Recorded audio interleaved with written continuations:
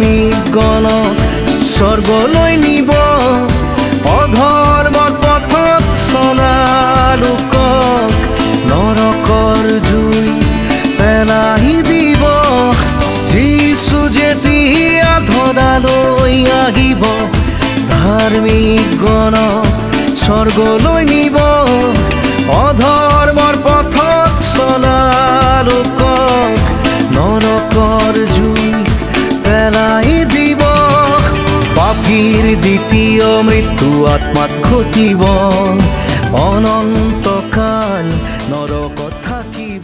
মহান ত্ৰাণকৰ্তা প্ৰভু যীশু খ্ৰীষ্টৰ নামত আপোনাক অভিনন্দন। পবিত্ৰ বাইবেলৰ যোহনে লিখা শুভবাৰ্তা 17 অধ্যায় 6 পদত আমি এইদৰে পঢ়িবলৈ পাওঁ, তুমি এই জগতৰ মাজৰ পৰা যিবিলাক মানুহক মোক দিলা সেইবিলাকৰ আগত মই তোমাৰ নাম প্ৰকাশ কৰিলোঁ।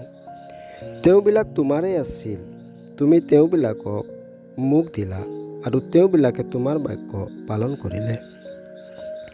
প্ৰভু যীশুৱে প্ৰাৰ্থনাত ঈশ্বৰৰ আগত এই বাক্য কৈ আছে, প্ৰভু ঈশ্বৰৰ নাম শিষ্যবিলাকৰ আগত প্ৰকাশ কৰিলে আৰু ঈশ্বৰৰ বাক্যত নামৰ অৰ্থ হৈছে ব্যক্তিত্ব, গুণ আৰু চৰিত্ৰ।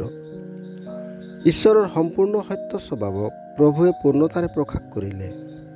পিতৃ ঈশ্বৰে শিষ্যবিলাকক এই পাপ ভৰা জগত আৰু অবিশ্বাসী মানুহৰ পৰা পৃথক কৰি প্ৰভু যীশুৰ হাতত সদাই দিলে, অৰ্থাৎ তেওঁবিলাক এতিয়া প্ৰভুৰ হয়। ঈশ্বৰে তেওঁবিলাকক মনোনীত কৰিলে আৰু তেওঁবিলাকে তেওঁবিলাকৰ অভাৱ অনাটন আৰু বিফলতাৰ মাজতো পিতৃ ঈশ্বৰৰ বাক্য পালন কৰিলে। ঠিক সেইদৰে আজিও যিকোনোৱে প্ৰভু যীশুক বিশ্বাস কৰে তেওঁ শুভবাৰ্তাৰ দ্বাৰা ঈশ্বৰৰ পৰিচয় পায়, কিয়নো প্ৰভু যীশুত ঈশ্বৰৰ পূৰ্ণতা নিবাস কৰে।